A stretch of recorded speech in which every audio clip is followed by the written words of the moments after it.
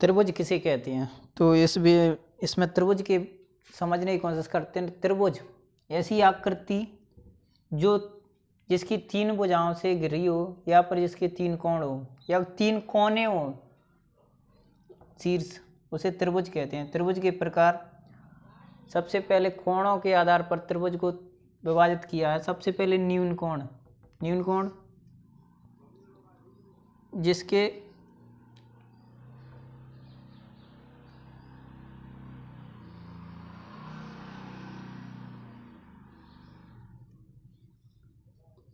न्यून कोण किसे कहते हैं? जो जिसका कोण है ना वो 90 डिग्री से कम हो, उसे न्यून कोण कहते हैं। समकोण, दूसरा नंबर का समकोण त्रिभुज। और तीसरा अधिक कोण,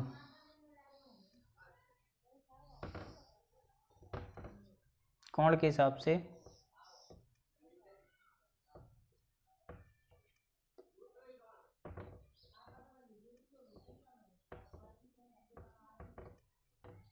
जैसे ये न्यून कोण है, न्यून कोण,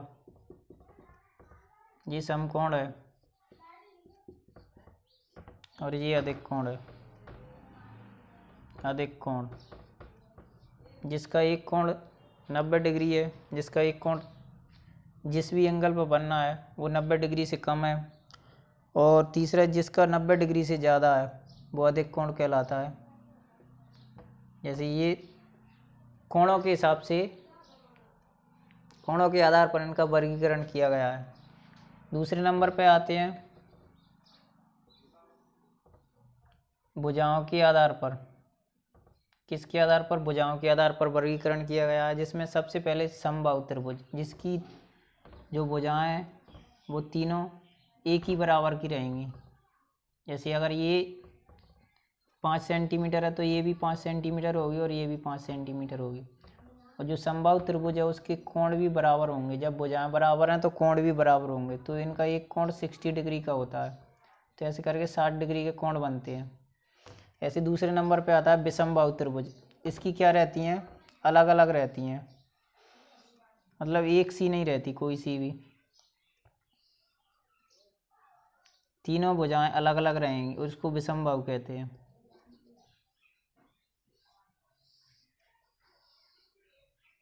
जैसे ये भी अलग है, ये भी अलग है, ये भी अलग है, तो ये हो गया विषमबाहु त्रिभुज। दूसरे नंबर पे विषमबाहु त्रिभुज। तीसरा आता है समद्विबाहु त्रिभुज, जिसकी तीनों भुजाएं, समद्विबाहु मतलब जिसकी दो भुजाएं बराबर रहेंगी, एक अलग रहेगी। जैसे ये हुआ, ये 5 सेंटीमीटर है, ये 5 सेंटीमीटर, तो ये 3 सेंटीमीटर की है। तो ये कौन सा हो गया?